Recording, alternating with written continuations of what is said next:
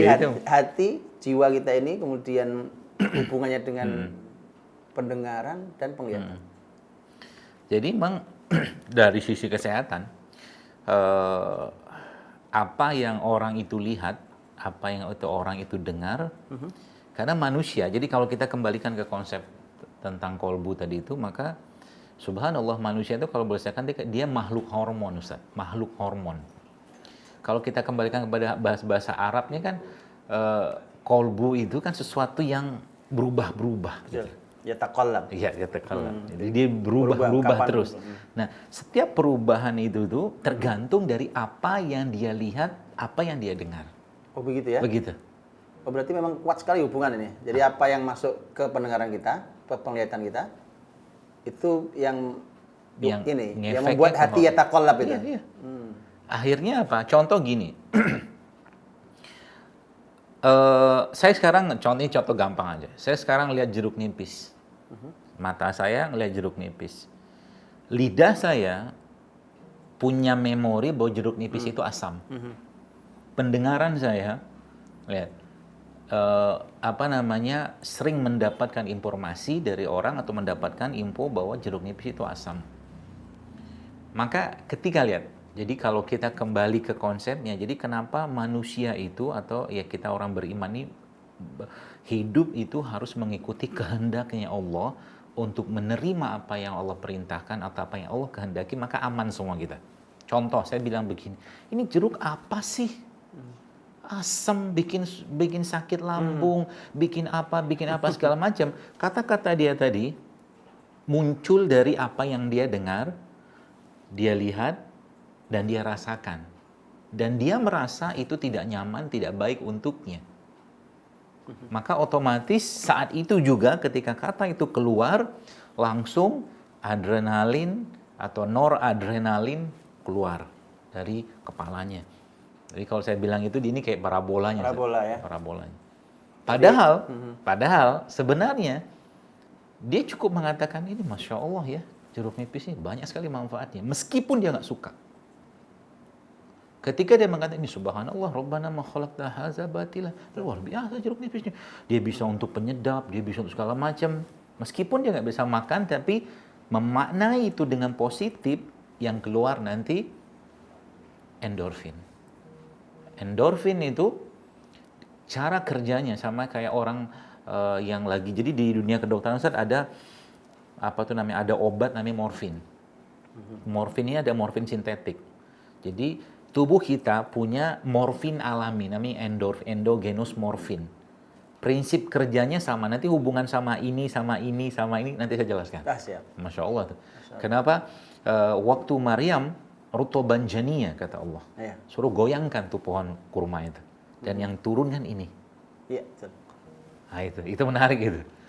Masya Allah. Jadi ternyata ketika dia memaknai, Masya Allah jeruk nipis ini banyak sekali manfaatnya ya. Ya meskipun saya juga belum bisa terlalu banyak makan jeruk nipis. Kata-kata itu keluar, maka tenang, bahagia, syukur, lihat tadi kata-kata Ustaz tadi. Akan muncul dari ini sehingga dia memaknai sesuatu itu dengan positif. Dengan kehendaknya Allah menciptakan ini sehingga yang keluar itu morfin terus. Endogenous morfin tadi. Itu yang morfin yang dari dalam tubuh. Ya. Tadi kalau adrenalin atau noradrenalin yang keluar itu dia 6 kali, jadi adrenalinnya atau noradrenalin kata seorang ahli di Jepang dia katakan 6 kali lebih berbisa dari bisa ular. Dia bisa, meskipun jumlahnya nggak banyak, dia bisa menyebabkan kenaikan tensi, tekanan darah, gula darah naik, pembuluh darah menyempit, sesak nafas. Ngeri kan manusia itu? Iya. Itu kenapa ini ya? Itulah kenapa Rasul itu Nabi sendiri sallallahu alaihi wasallam mengatakan wa kana yu'jibunil fa'l. Ya, benar. Ya kan? Aku tuh orang yang sangat kagum dengan optimisme. Betul. Ketika sahabat bertanya al-fa'l itu apa ya Rasulullah? Betul. Kata Nabi al-kalimatul hasanah. Kata-kata yang baik. Betul. Tadi itu ya? Iya. Ini asam nih. Memang asam, tapi manfaatnya banyak. Betul. Gitu ya? Jadi bisa harus diubah ya. Karena gini dok, anak-anak sekarang pun makan korma banyak yang nggak suka juga ini. Ya Ya karena tadi info dari sam wal absar mereka, dari pikiran jiwa segala macam akhirnya menyebabkan, contoh gini, nggak usah jauh-jauh deh. Nggak usah jauh-jauh nih. Kemarin kan kita udah nyobain tuh. Ada seorang ibu-ibu lah.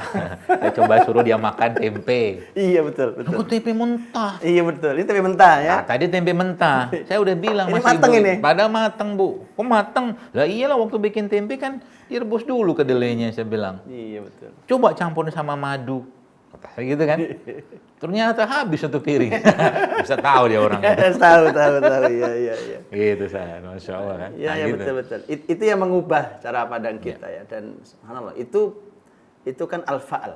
Jadi kalau optimisme itu kan, kalau kita bicara optimisme kan pasti di hati. Betul. Kemudian nanti mengejawantahkannya keluar lewat lisan. Betul. Sehingga yang keluar itu kalimatnya positif, Betul. kalimat baik gitu ya. Jadi kalau disimpulkan tadi berarti itu ya. Jendela penangkapnya itu kan ada sama, Betul. pendengaran, kemudian al-basar. Itu masuk tuh, ulama mengatakan ada yang namanya akal. Betul. Para ulama mengatakan yang ketika membahas ini contoh, antara akal dan al-qalb. Kan ada bahasan tuh. Kenapa juga Quran mengatakan qalb itu digunakan untuk memahami. Selama ini kita bicaranya kalau untuk memahami itu pakai akal. Betul. Ternyata Quran mengatakan lahum qulubun la yafqahuna biha. Jadi ada hati itu yang tidak bisa paham. Nggak bisa dipakai untuk memahami faqih itu kan kedalaman pemahaman. Kedalaman hal. Makanya ulama mengatakan begini, akal itu kalau otak kita ini adalah alat. Alat untuk mengolah informasi yang masuk lewat sama dan al-basar, pendengaran dan penglihatan, masuk diolah oleh otak kita. Setelah diolah informasinya dikirim ke hati. Ya. Dikirim ke qalb. Nah, qalb terserah. Mau dia terima informasi itu, mau dia tolak, mau apa, mau dijadikan apa. Setelah itu dia akan perintahkan seluruh tentaranya. Ini kan tentara gitu. Betul. Ah, itulah yang tadi berarti ya. Benar. Kalau ini dibilang asam nggak manfaat, jadi nggak manfaat. Ya. Dan tubuh akan merespon itu. Jadi saya pernah nyobain Ustaz. Jadi emang subhanallah, kenapa Nabi menyuruh kita menyikapi sesuatu itu dengan positif. Mau menurut kita baik, menurut kita nggak baik, yang kata Nabi sungguh mengagumkan urusan seorang mukmin, kata Nabi gitu ya. Kalau dapat nikmat syukur, dapat ujian sabar. Maka penyikapan itulah yang akan membuat tubuh itu seimbang sebenarnya. Seimbang. Jadi dia tadi katakan rajanya itu bisa benar-benar kerja. Si panglimanya itu betul kolbunya tadi itu betul-betul bisa melaksanakan perintahnya. Ini udah yang dimakan konslet, apa bermasalah, yang dipikirin bermasalah, semua bermasalah. Akibatnya apa? Tubuhnya nggak bisa melakukan fungsinya. Jadi tentaranya udah bingung. Ini presiden katakanlah misalkan dapat informasi dari menterinya, dapat dari ajudan segala macam. Info yang diberikan semua salah. Gitulah. Makanya tadi saya sampaikan di awal tadi bahwa manusia itu kalau dia hidup menurut kehendak Tuhannya, seperti apa aman hidupnya, dia pasti damai tentang. Jadi kembali ke kalimat Nabi Ibrahim tadi. Oh ya, yang itu. Faida maritu Fahuwa yashfin. Dan manusia, ada seorang dokter di Jepang, dokter bedah, dia mengatakan endorfin itu adalah cara Tuhan, kata dia, memaksa manusia untuk hidup bahagia.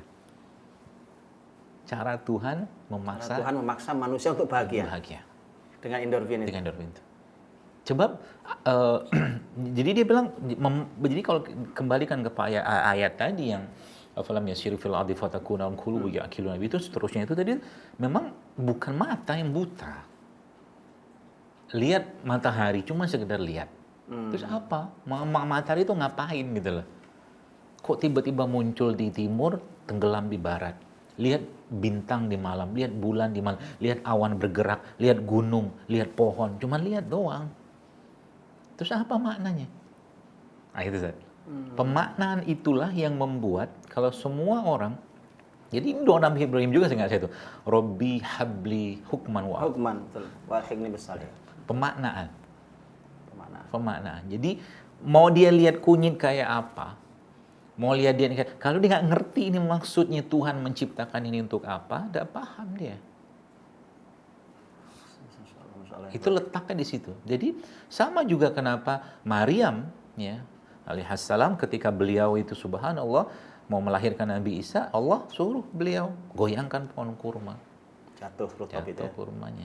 Yang jatuh bukan rambutan, mangga, katakanlah anggur atau apa lagi lah. Kenapa rutop? Kenapa rutop? Iya. Disuruh mikir.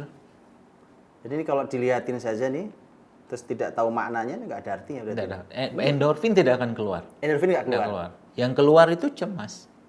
La ta'mal absar. La ta'mal absar. Walakin ta'mal qulubul lati fis sudur. Nah, jadi tidak buta matanya. Bukan. Matanya dia lihat kok. Dia Saya ini lihat. lihat ada kunyit, ada jahe, ya kan? Tapi kalau al-qulubnya buta, hatinya buta, ternyata ini nggak ada manfaatnya. Tidak apa. Padahal ini manfaatnya luar biasa. Luar biasa. Luar biasa. Banyak orang bisa Dan ini di sekeliling kita ini. Ini sekeliling kita.